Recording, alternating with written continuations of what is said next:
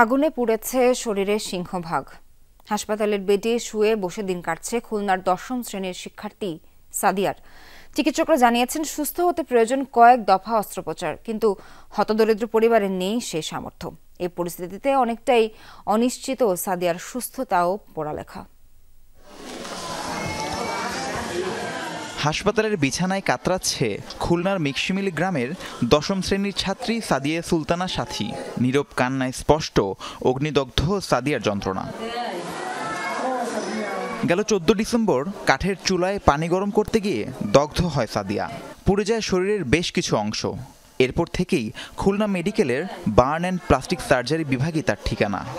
কাঠের চুলায় আমি পাতা দিয়ে জাল ধরাইছি, জাল ধরালে জামার কুনাও ধুয়ে গেছে, কি করে আমি টের পাইনি।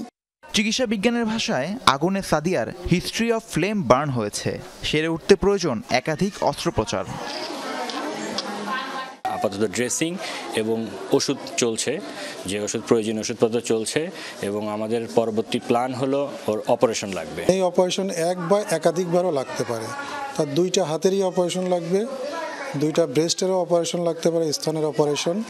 অস্ত্রোপচার ও চিকিৎসার খরচ নিয়ে দুশ্চিন্তায় হতদরিদ্র পরিবারটি। একটি স্বেচ্ছাসেবী সংগঠনের পক্ষ থেকে অর্থ সহায়তা দেয়া হলেও তা প্রয়োজনের তুলনায় কম। মানে আমাকে নাই কিছু, আমরা এখন এমন অবস্থা, আমাকে দিন চলে না। সবাই যাতে আমাকে সুবিধার্থে আগে আসতে সেই কামনা করতে, যতটুকু সহযোগিতা করার চেষ্টা করছি। এছাড়া এলাকার কিছু লোকজন তারাও সহযোগিতা করছে। সাদিয়া সুস্থ হয়ে এবারই এসএসসি পরীক্ষা দিতে চায়। সেজন্য সমাজের বিত্তবানদের সহযোগিতা চেয়েছে পরিবারটি। রাহিম সারোয়ার, যমুনা নিউজ।